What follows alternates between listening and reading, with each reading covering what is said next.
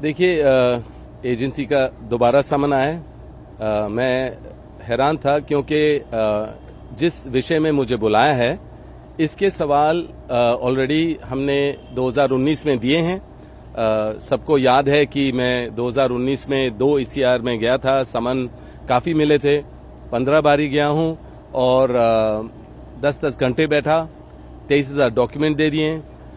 एजेंसियों ने रेड वगैरह किया, जो भी करना था। उस टाइम मुझे याद है कि दिसंबर 7 को 2018 में राजस्थान में इलेक्शन था, तो उस टाइम भी मेरे दफ्तर में रेड किया। बिल्कुल टाइमिंग बहुत ऐसा था।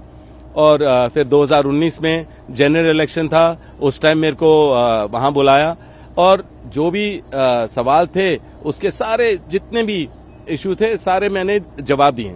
अब फिर से मुझे समन किया गया है और उसी विषय में जो मेरे को समझ नहीं है, 7 साल बाद है।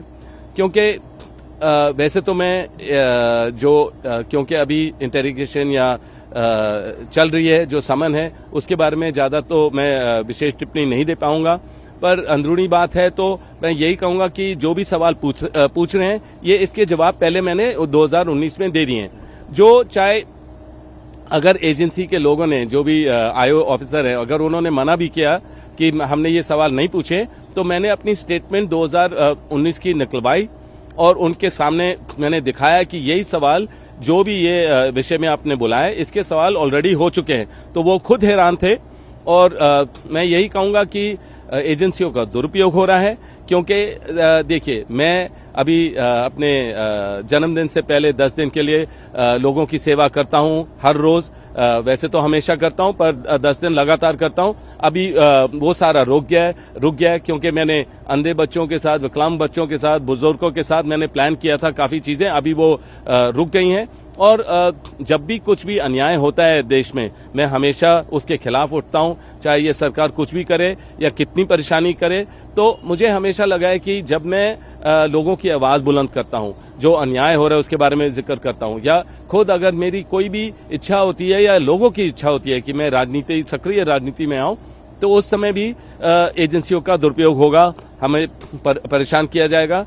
और मैं हैरान नहीं हूं कि उसी समय जिस दिन मुझे समन दिया या मैं एजेंसी पे गया हूं, उसी दिन राहुल और सोनिया जी को चार्जशीट किया गया है। तो ये इनका प्रचार करने का तरीका है सरकार का कि बीजेपी को की एजेंसियों को गलत इस्तेमाल किया जाए और प्रेशर डाला जाए। पर हमें इससे हम और मजबूत होते हैं। मुझे पता है हमारी जो सोच है और मजबूत होती है, हमारे परिवार के रिश्ते बहुत मजबूत होते हैं और हमें झेलने की क्षमता है और लड़ते रहेंगे, सच्चाई के लिए लड़ते रहेंगे।